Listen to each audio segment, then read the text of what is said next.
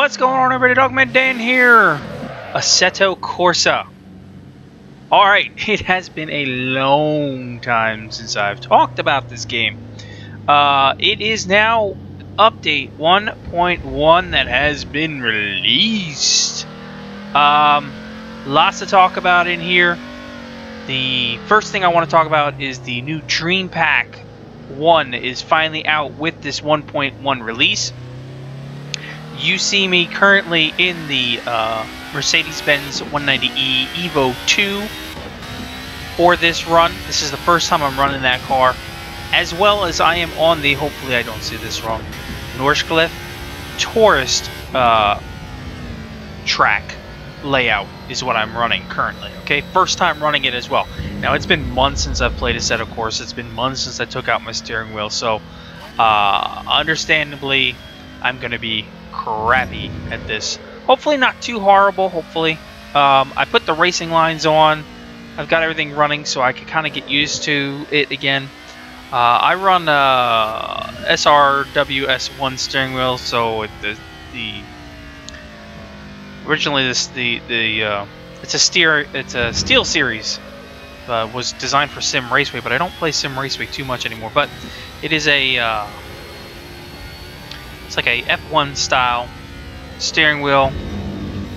It's portable, so I don't have it like mounted to anything like that. So I'm not as good as I guess I could be if I did mount it, or if I had like a G27 setup or whatnot. Maybe someday I'll be able to get that, but it does at least allow me to get some nice immersion into it versus doing a keyboard or versus doing the controller, which are really not options for a simulator game at all. So bear with me as I get back through this. So we'll be on the hood here for a few minutes and then we'll get back into the car itself.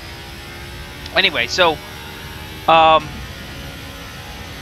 getting back to it, so update 1.1 is out. I'll talk to you about a little bit of the stuff that's in there. But really, we're talking here the Dream Pack. It's finally out. This is the thing that you've been waiting for. So there's three circuits, or all new layouts, I should say, for the Nürburgring at Norskliff.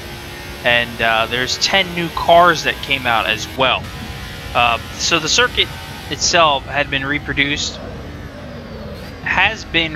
for the first time in a PC racing simulation using a laser scan technology. This is the first time. That guarantees the maximum level of precision in reproducing each detail of the track. This is what everybody's been waiting on.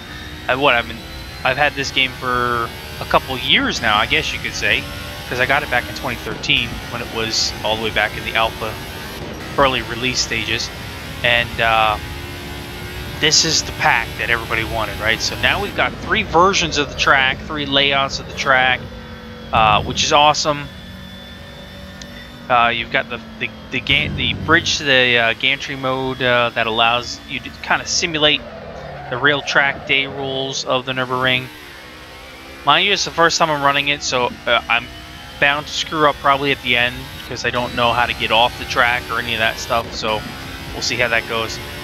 In terms of cars, though, that they've put into this pack, we've got the Alfa Romeo 4C, Alfa Romeo GTA, and the Alfa Romeo 155 Ti V6 from '93. Awesome. We got the BMW M235i race car, the Corvette C7R GTE, the McLaren P1 and F1 GTR, obviously the Mercedes-Benz Evo 2 that I'm in, and the C9, and finally what everybody's been wanting for a while, and I'm really looking forward to getting my hands on the Corvette, but what everybody's really been looking for is the Nissan GTR Nismo 2014 GTR. Sorry about that, my voice in there.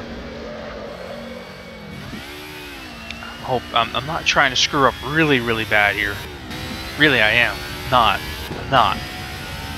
We might have a picture-in-picture. I'll put the replay up on the, probably the top corner of the screen. We'll see how that goes while I'm doing the actual race here. When I go back in post-production, I'll have it up there probably. We'll see if it looks good in the video or not. If it doesn't, then we won't have it. Definitely going to run this a few times and try out the different cars. Going to really get my hands on this. Eventually I want to, after a few runs, obviously take off the best line indicator, but for now, while I'm trying to learn the track, for me that's the best thing to do, is to have that on, as well as getting used to using the steering wheel again, and so forth. Now, so yeah, this to me, like I said a long time ago, has one of the best simulation setups out there that I've played when I've played the different ones that I have. So, just a few things here.